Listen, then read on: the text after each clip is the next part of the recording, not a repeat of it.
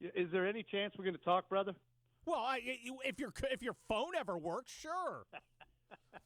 Between us, I'm not sure which one of us is on the worst lists with the powers that be. Well, I don't know, but like I said, I'm not saying it's a conspiracy, but there is no other explanation. Jim, you are as a former Green Beret Special Forces guy. Everybody thinks you're a bunch of crazy, wacky, door-kicking SEAL guys, but you're not. You're all about insurgency. You're all about thinking through stuff and strategy. What do you think of Ron DeSantis' strategy of leveraging our political power as Republicans against woke corporations that don't hesitate to leverage their economic power against us for the benefit of weirdos, losers, mutations, and groomers? I think if he had not punched back at Disney, it would have emboldened every woke corporation that wants to try and turn this country into some kind of deranged commie crap hole. So it was vital, and I think the people who think it's wrong don't want to win. They want to be invited to the all-powerful cocktail parties. Well, and they got to learn. They're trying to kill us. If we fight back, we can win. If we don't, they're going to take us out. Well, Jim Hanson, I won't say I was surprised, because, you and I have, and folks like us, have been doing battle against kind of the sissy cons, for lack of a better word, who suddenly discover principles whenever we're on the verge of winning. Here's my principle, and I shared it with our folks a little earlier, but I'll share it with you. My principle is I have no conservative principles that require me to be less free.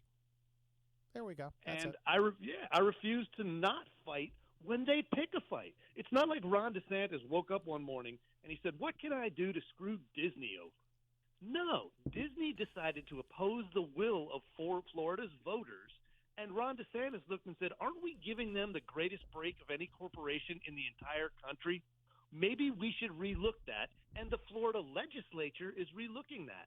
And That's in fact, the Senate voted to end the, or at least reform the Reedy Creek Development District, which was essentially a sovereignty giveaway to Disney. Now, there may be a good reason to do that, but apparently the representatives of the people of Florida no longer think so. And the problem for some of the conservatives who are now saying, here's the conservative case for corporate giveaways.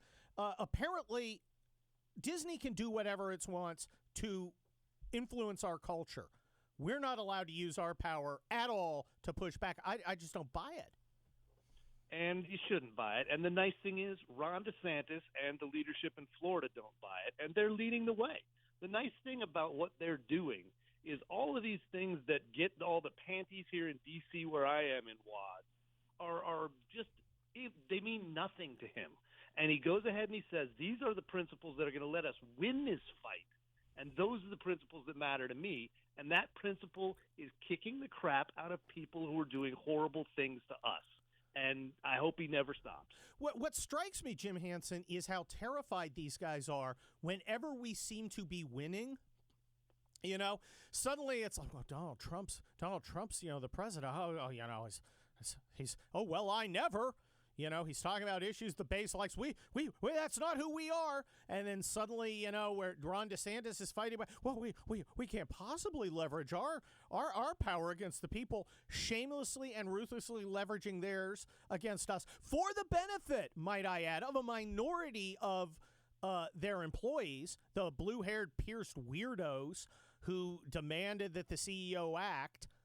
It's not the normal. It's not like the parking attendants going, I think we need a lot more grooming in Florida schools.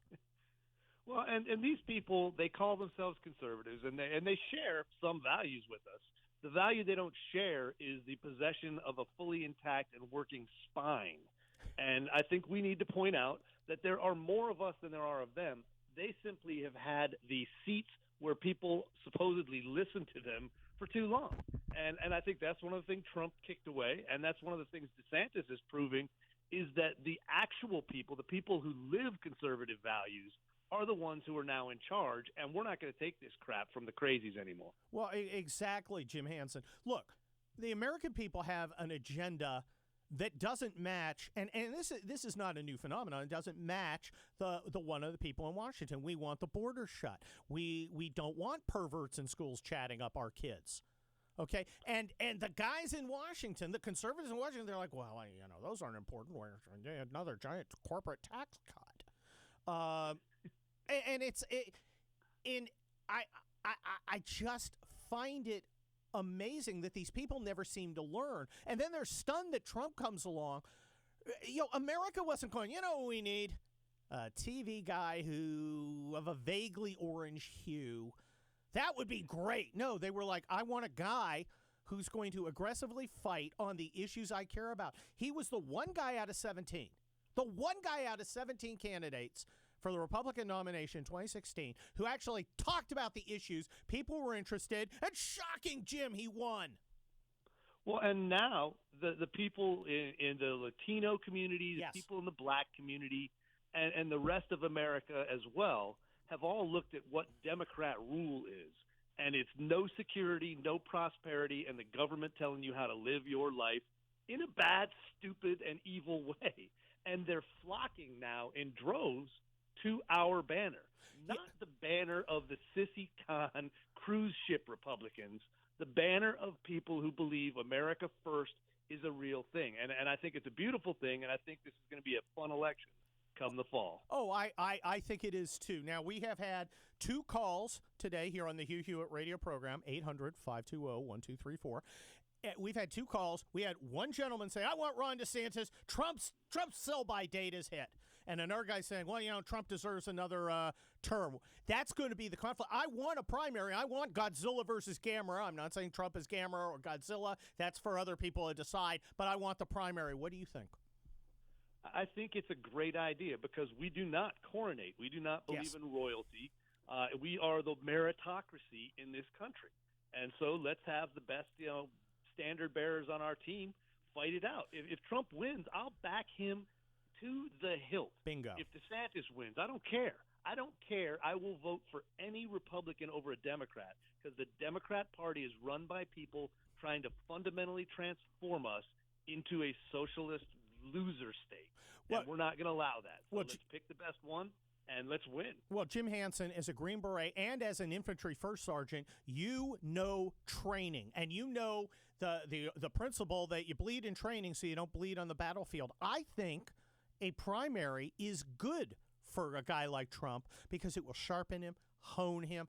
I think he's getting a little flabby, not physically, looks great physically, but in terms of getting out there and making his case.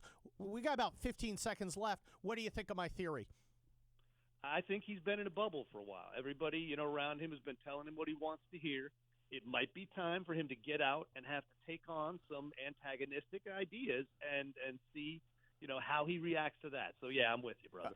Jim Hanson, president of the Security Studies Group, author of Winning the Next Civil War Without Firing a Shot, which you should go get along with my book. We'll be back.